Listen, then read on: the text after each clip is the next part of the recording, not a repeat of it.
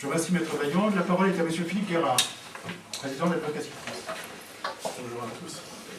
Je m'excuserai si j'ai un petit peu de blanc de temps en temps, mais je suis assez fatigué. On va faire ça à deux, en fait. Est-ce que Philippe pourrait se mettre au plus... J'ai poussé en parlant normal.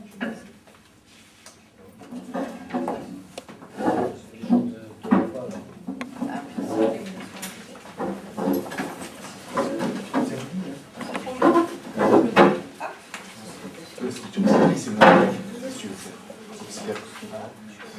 Je te battre complètement. Oui, oui, simplement.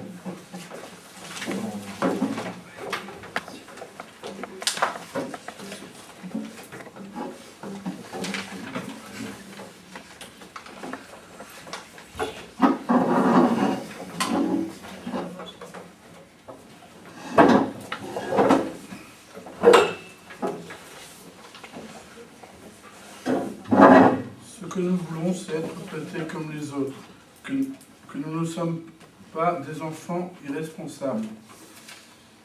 Nous voulons que c'est la dignité de l'advocatie. Un combat pour la dignité pour tous, peut-on insister quelqu'un malgré lui. Informons quand des personnes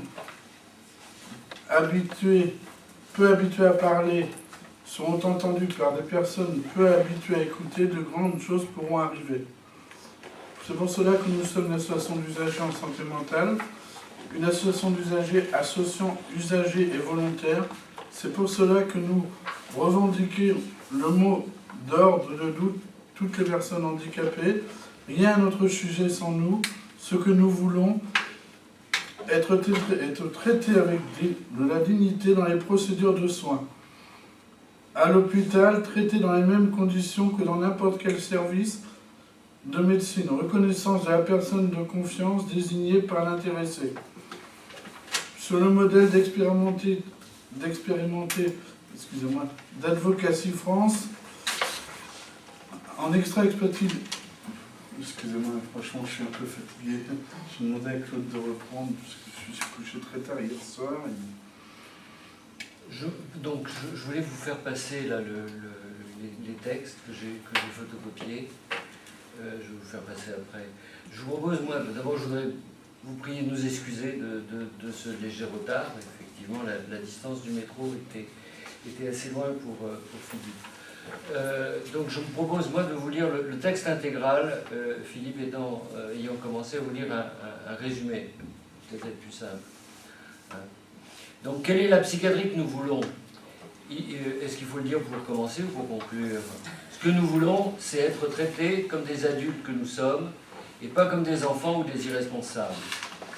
On peut le décliner de différentes manières. Ce que nous voulons, c'est premièrement, être traités avec dignité dans les procédures de soins.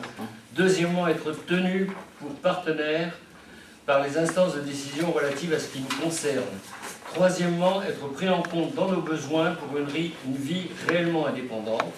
Quatrièmement, je dirais que ces demandes ne sont pas irréalistes, mais simplement l'application des droits de l'homme et de son corollaire, les droits du citoyen. Alors, premièrement, être traité avec dignité dans les procédures de soins. À court terme, premièrement, une hospitalisation en service libre veut dire une hospitalisation où il n'est pas besoin de demander à un infirmier de nous ouvrir la porte, où l'on a libre accès à l'information, on en parlait, aux visites, au téléphone, au courrier, où le port du pyjama se fait que la nuit ou en cas d'extrême nécessité. Deuxièmement, une hospitalisation sous contrainte ne se fait qu'exceptionnellement après avoir utilisé tous les moyens de négociation. Troisièmement, une hospitalisation sous contrainte n'est pas une sanction judiciaire. Les personnes privées de liberté sans avoir commis d'actes répréhensibles, pour nous, ne doivent pas être hospitalisées dans les mêmes conditions que les médicaux légaux. Quatrièmement, le traitement pharmacologique doit être prescrit en tenant compte du vécu et des observations du patient. Les traitements dégradants, comme les électrochocs ou l'utilisation abusive de la chambre d'isolement, doivent être proscrits. Cinquièmement, le soin ambulatoire doit être réalisé d'une manière accessible et non ségrégative. À moyen terme, premièrement, nous demandons la suppression de la loi du 5 juillet 2011. Deuxièmement, nous demandons la mise en place d'un juge des affaires psychiatriques qui puisse juger de l'opportunité de la mesure de privation de liberté en raison des circonstances et non de l'état de santé, ce qui est une discrimination du fait de la santé ou du handicap. Et doit se prononcer également régulièrement sur l'opportunité de cette mesure. Nous demandons la mise en place de procédures de recours indépendantes des administrations hospitalières, médicales et administratives.